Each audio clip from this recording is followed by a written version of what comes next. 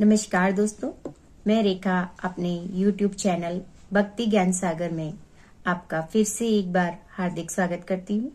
और आज है आंवला नवमी। इस विशेष पर्व के महत्व, पूजा विधि और इससे जुड़ी धार्मिक मान्यताओं की कथाओं के बारे में हम जानेंगे, तो आप वीडियो के अंत तक बने रहें। इसी के साथ अगर आप मेरे चैनल पर नए हैं तो आप मेरे चैनल को सब्सक्राइब करके बेल आइकन का बटन जरूर दबाएं। इससे आगे आने वाले सभी व्रत त्योहार की नोटिफिकेशन आपको मिलते रहेंगे। तो चलिए शुरू करते हैं आंवला नवमी के महत्व के बारे में। आंवला नवमी एक विशेष पर्व है जो विशेष रूप से दक्षिण भारत में महाराष्ट्र और कर्नाटक में मनाया जाता है। इसे आंवला नवमी भी कहा जाता है और यह पर्व आंवला वृक्ष की पूजा के रूप में मनाया जाता है। आंवला वृक्ष की आयुर्वेद से जुड़े महत्व और इसे स्वास्थ्य के लिए अत्यधिक लाभकारी माना जाता है। आंवला नवमी का संबंध जो है धार्मिक मान्यताओं से भी जुड़ा हुआ है। आंवला केवल एक फल ही नहीं बल्कि एक दिव्य वृक्ष है जिसे धार्मिक और आध्यात्मिक दृष्टि से अत्यधिक महत्व दिया गया है और भगवान विष्णु और लक्ष्मी के आशीर्वाद का प्रतीक माना जाता है। व्यक्ति की जीवन में स्वास्थ्य, समृद्धि और दीर्घायु प्रदान करता है। आंवला नवमी के दिन विशेष रूप से आंवला वृक्ष की पूजा की जाती है ताकि हमें उनका आशीर्वाद प्राप्त हो सके। आंवला का वृक्ष विष्णु और लक्ष्मी के आशीर्वाद से जुड़ा है और यह धन, सुख, समृद्धि और दीर्घायु का प्रतीक है। आंवला का सेवन आयुर्वेद में सबसे ज्यादा लाभकारी माना जाता है। यह शरीर को ताजगी और शक्ति प्रदान करता है। आंवला पूजा से व्यक्ति की आंवला आत्मा को शुद्धि मिलती है। यह ध्यान, साधना और भक्ति के लिए भी अति उपयुक्त है। आंवला वृक्ष का धार्मिक और आयुर्वेदिक महत्व अत्यधिक है और यह केवल एक पौधा ही नहीं बल्कि इसका आध्यात्मिक और सांस्कृतिक महत्व भी बहुत गहरा है। आंवला वृक्ष की पूजा से जीवन में समृद्धि, शांति, अच्छे स्वास्थ्य की प्राप्ति होती है और इसके साथ जुड़े धार्मिक आख्यान हमें यह सिखाते हैं कि साधारण वस्तुएं भी अगर सही तरीके से पूजी जाए तो वह जीवन में सकारात्मक परिवर्तन लाती है और सुख समृद्धि लाती है। तो आज के दिन हमें आंवला की पूजा करनी चाहिए। आंवला नवमी के दिन आंवला वृक्ष की पूजा करके और आप उन्हें उनके जड़ में दूध का संचय यानी कि दूध से अर्घ दें और उसी के साथ आप धूप दीप जलाकर पुष्प और फल अर्पण करें। पूजा के बाद आंवला के सेवन करने का स्वास्थ्य लाभ प्राप्त होता है और जीवन में समृद्धि और सुख की प्राप्ति होती है। तो आज के दिन आप आंवला के वृक्ष के नीचे बैठकर उनके जो है सपरिवार आप भोजन करें और भोजन ना कर सके तो आप कम से कम आंवला के पेड़ के नीचे बैठ के आज प्रसाद अवश्य ग्रहण करें और ऐसा करने से आपके जीवन में सुख समृद्धि का संचय होगा। इसी के साथ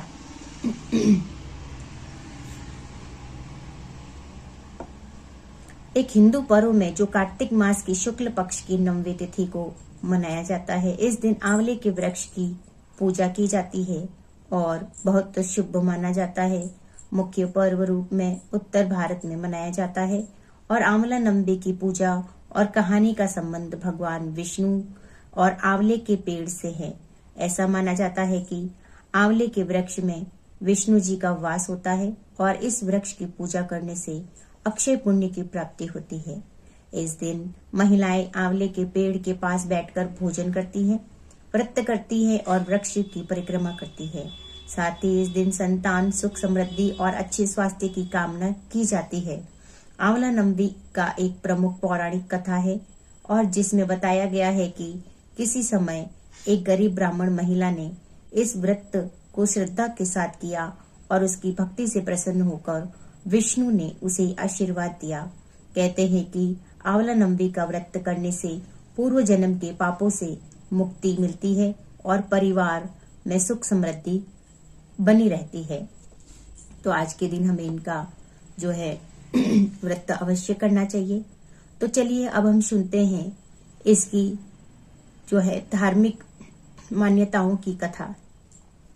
धार्मिक मान्यताओं के अनुसार ऐसा कहा जाता है कि प्राचीन काल में जब देवताओं और असुरों के बीच युद्ध हो रहा था और असुरों ने देवताओं को हराकर अमृत को अपने कब्जे में ले लिया, इससे देवता बहुत दुर्बल हो गए और इसके बाद देवताओं ने भगवान विष्णु से मदद की याचना की। भगवान विष्णु ने एक उपाय सोचा और अमृत को असुरों से पुनः प्राप्त करने के लिए समुद्र मंथन का आयोजन किया। समुद्र मंथन से न केवल अमृत निकला बल्कि कई अन्य दिव्य रत्न और वस्तुएं भी बाहर आई। इस दौरान आंवला का वृक्ष भी समुद्र मंथन से उत्पन्न हुआ। आंवला वृक्ष को भगवान विष्णु ने देखा और उसे शुभ समृद्धि और दीर्घायु का प्रतीक माना। उन्होंने आंवला वृक्ष की पूजा की और उसे आशीर्वाद दिया कि जो भी व्यक्ति इस वृक्ष की पूजा करेगा उसे समृद्धि और सुख मिलेगा। आंवला के फल को अमृत के समान माना गया है, जो न केवल शारीरिक स्वास्थ्य के लिए लाभकारी है बल्कि व्यक्ति की आत्मा को भी शुद्ध करता है। इसके बाद आंवला को एक विशेष रूप से पूजनीय वृक्ष माना गया और उसकी पूजा का प्रचलन बढ़ा। यह वृक्ष विशेष रूप से लक्ष्मी पूजा, विष्णु पूजा और आयुर्वेदिक उपचार में महत्वपूर्ण माना जाता है। आंवला के सेवन से शारीरिक ताकत, दीर्घायु, मानसिक शांति प्राप्त होती है। और इसी के साथ धार्मिक मान्यताओं के अनुसार ऐसा भी कहा जाता है कि एक समय की बात है जब देवी लक्ष्मी और विष्णु जी के बीच में कुछ अनबन हो गई थी और इस कारण से पृथ्वी पर एक भयंकर अकाल का सामना करना पड़ा और हरियाली समाप्त हो गई। एक समय भगवान विष्णु ने आंवला वृक्ष का दर्शन किया और उसे यह वृक्ष बहुत पसंद आया।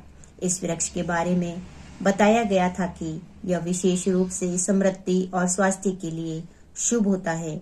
भगवान विष्णु ने आंवला की वृक्ष की पूजा की और उसे आशीर्वाद दिया कि वह समृद्धि, स्वास्थ्य और दीर्घायु का प्रतीक बनेगा। इसके बाद आंवला वृक्ष को विशेष सम्मान मिला और उसे एक दिव्य वृक्ष के रूप में पूजा जाने लगा।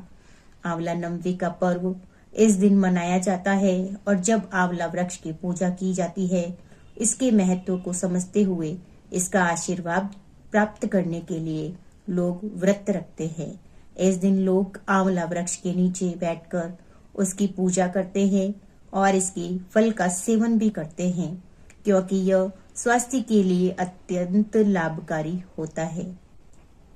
तो इसे विशेष महत्व के कारण और इस पौराणिक धार्मिक मान्यता के कथा के अनुसार जो है आज ही के दिन आंवला नवमी के दिन जो है आंवला के वृक्ष की पूजा, व्रत और उसकी परिक्रमा का विधान जो है शुरू हुआ। कार्तिक शुक्ल पक्ष नवमी को यह व्रत किया जाता है और इसको करने से व्रत, पूजन, तर्पण आदि का फल अक्षय हो जाता है, इसलिए इसे अक्षय नवमी भी कहा जाता है। इसे कुष्मांड नवमी भी कहते हैं और इस दिन कुष्मांड, काशी फल, कद्दू में गुप्त दान, स्वर्ण, चांदी, रुपया, पैसा रखकर गंध पुष्प अक्षत से पूजा कर गोधृत फल, अन्न, दक्षिणा के साथ योग्य ब्राह्मण को दान देने से विशेष फल मिलता है। गाय, पृथ्वी, स्वर्ण और वस्त्र, आभूषण, आंवला आदि का दान करने से ब्रह्म हत्या जैसे महापाप का भी विनाश हो जाता है। इस दिन स्नान आदि करके पूर्व की ओर मुख करके आंवले के वृक्ष की षोडोपचार से विधि द्वारा पूजन करते हैं। फिर वृक्ष की जड़ से दूध की धारा देकर पेड़ के चारों ओर सुत लपेट कर कपूर या घी की बत्ती से आरती करके 108 परिक्रमाएं लगाते हैं। पूजन सामग्री में जल, रौली, अक्षत, गुड़, बताशे, दीपक और आंवला होने चाहिए। ब्राह्मण ब्राह्मणी को भोजन कराकर दक्षिणा दे, फिर स्वयं भोजन करे और इस दिन भोजन में आंवला अवश्य होना चाहिए। तो चलिए सुनते हैं आंवलिया राजा की कथा जो आंवला नवमी से जुड़ी है। और इसी के साथ एक आंवला राजा था जो रोज एक सोने के आंवले का दान करता था, बाद में खाना खाता था। एक दिन उसके बेटों की बहुओं ने सोचा कि रोज इतने आंवले दान करेंगे तो सारा धन खत्म हो जाएगा और इसीलिए इसका दान बंद कर देना चाहिए। फिर पुत्र आया और राजा से बोला कि आप तो सारा धन लुटा देंगे, इसीलिए आप आंवले का दान करना बंद कर दो। तब राजा को रानी उजाड़ में जाकर बैठ गए और चूंकि वह आंवलों का दान नहीं कर सके, इसीलिए उन्होंने कुछ भी नहीं खाया। तब भगवान ने सोचा कि अगर हमने इनका मान नहीं रखा तो दुनिया में हमें कोई नहीं मानेगा। तब भगवान ने सपने में कहा कि तुम उठो, तुम्हारी पहले जैसी रसोई हो गई है और आंवले का वृक्ष लगा हुआ है, तुम दान करो, जीम लो। तब राजा रानी ने उठकर देखा तो पहले जैसा राजपाट हो गया, सोने के आंवले का वृक्ष पर लगे हुए थे। तब राजा रानी सवा मन आंवले का दान करने लगे और वहां पर बेटे बहू का घर अन्नदाता ने बैर पड़ गया। आसपास के लोगों ने कहा कि जंगल में एक आंवलिया राजा है, सो तुम वहां चलो तो तुम्हारा दुख दूर हो जाएगा।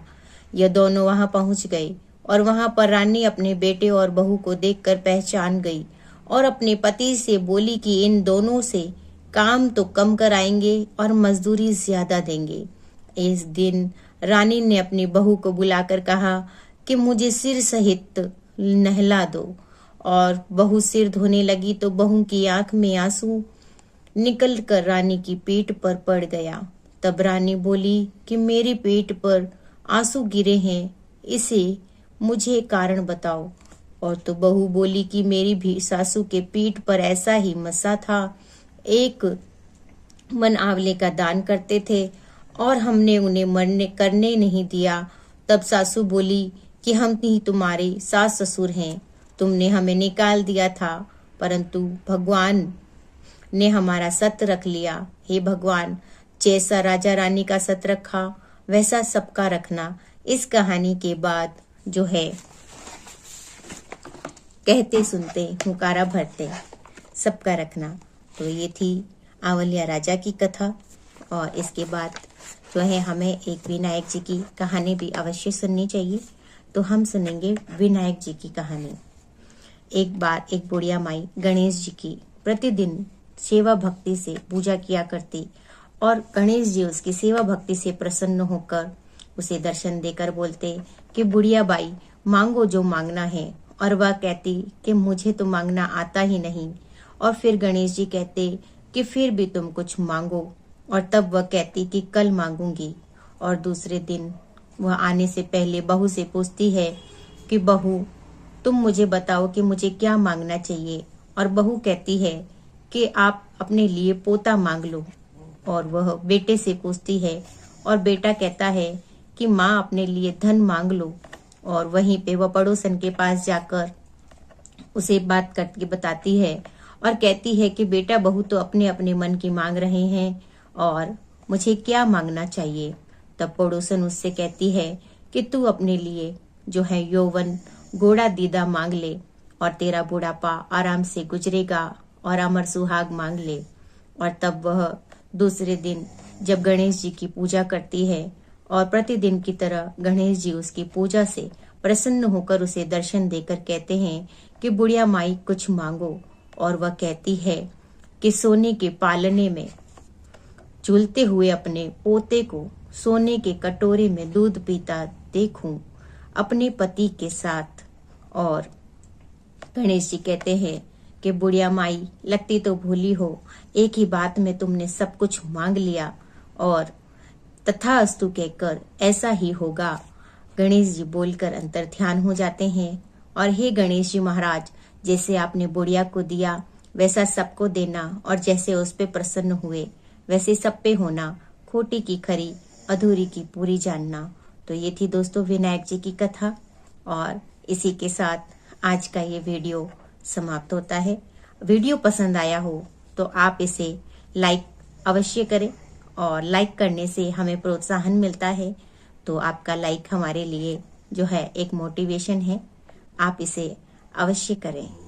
इसी के साथ जय श्री कृष्णा। मिलते हैं हमारे अगले वीडियो में। आपका दिन शुभ और मंगलमय हो इसी कामना के साथ। जय श्री कृष्णा।